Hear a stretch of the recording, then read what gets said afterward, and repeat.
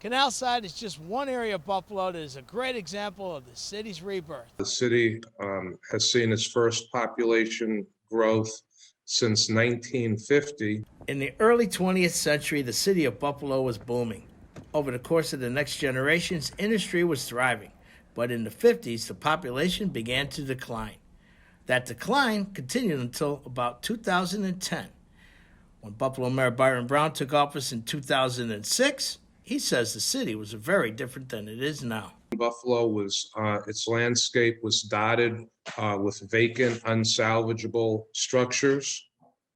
We created a plan to remove those structures. Now we've demolished over 8,000 vacant, unsalvageable structures, making our neighborhoods safer, more walkable. We're making good progress, and I think the demographic of the city has changed. For the first time in 40 years, the population of young Buffalo is increasing, not decreasing. Healthcare and technology are just a few of the industries taking Buffalo in a new and brighter direction. When you expand these institutions, a lot of employees in the healthcare profession and others, well, a lot of those folks want to live near where they work.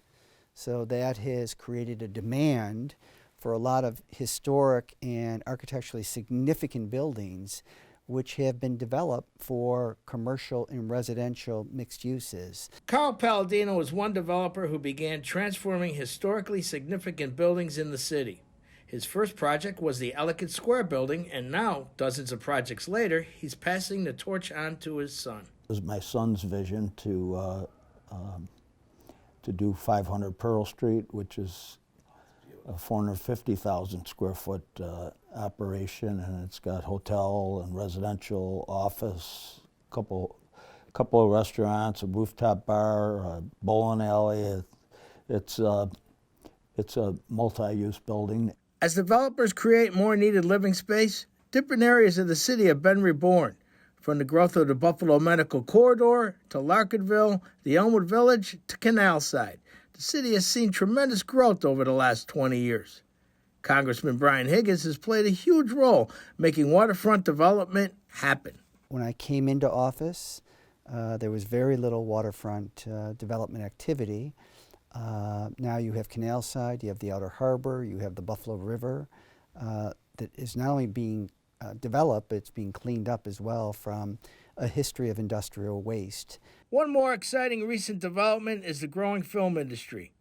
2 movie studios are being built here, and more than 700 people are working full-time making movies in Western New York. I know one of the things that the filmmakers say is that Buffalo can double for a lot of different communities because of our historic architecture and because of the different styles of architecture that we have here. So even though we are a mid-sized American city, we can model for smaller communities, but we can also model for large cities. So both the congressman and the mayor see eye to eye on the bright future of Buffalo. It is downtown Buffalo and all of Western New York.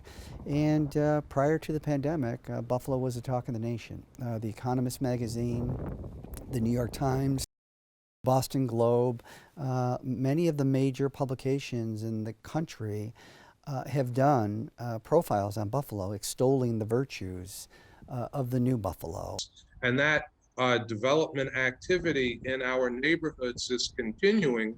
And my focus for the next 4 years is really to build the neighborhood commercial districts across the city, creating more employment and service opportunities in the neighborhoods that our residents live in. The secret is out on the rebirth of Buffalo. Buffalo's growing bigger, better, and stronger, one day at a time. For Broadcasting Buffalo, I'm Michael Argentieri.